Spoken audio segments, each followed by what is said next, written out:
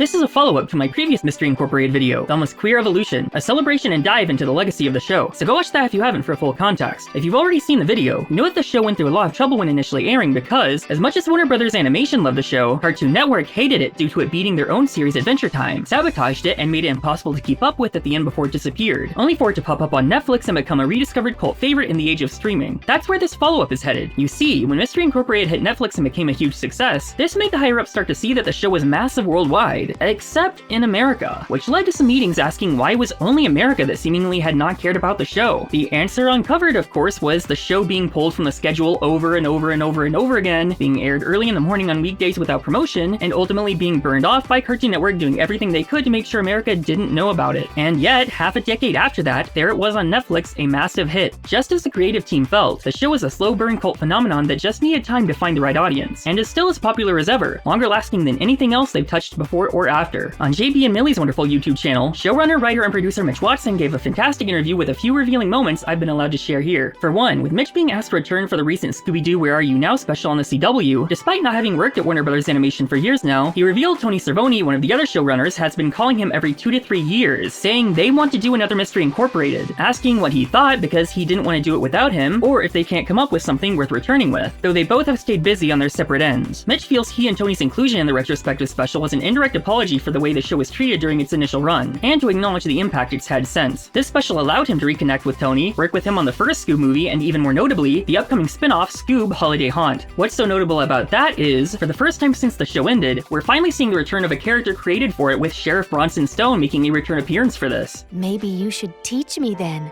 Bronson Stone. Well, maybe I will. Sharon Nettles. Your first name isn't Sharon, is it?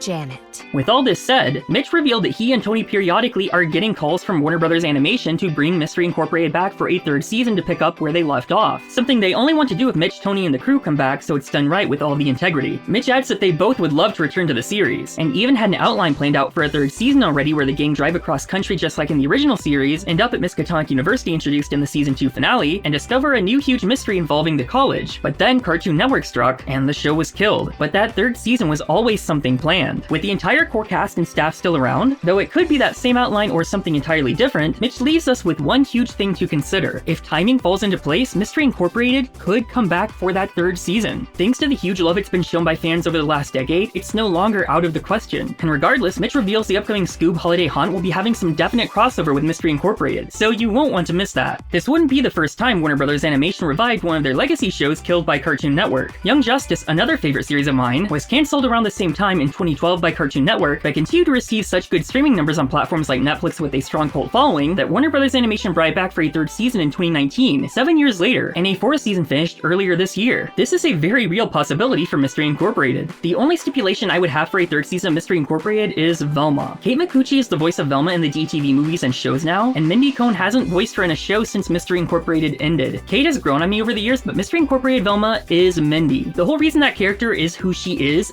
what Mindy brought to her. I can't imagine a third season without Mindy returning. I don't know if whoever makes those decisions at Warner would make the exception for her return here, but if it's not Mindy, it's just not going to be the same, and my excitement probably just won't be there. What do you think about the possibility of Mystery Incorporated coming back for another season? Knowing this originally planned and cancelled, are you excited by the prospect of seeing that story and universe continued? You should definitely make sure you let the powers that be at Warner know that you want this to happen, and continue to stream the show on HBO Max so they see the interest continues. If you haven't seen my previous Mystery Incorporated video before this, definitely go watch that now, and make sure you check out JB and Millie's full interview with Mitch Watson if you haven't already, along with the rest of their great content. Until next time, that's the end of the video. Bye! Scooby-Dooby-Doo!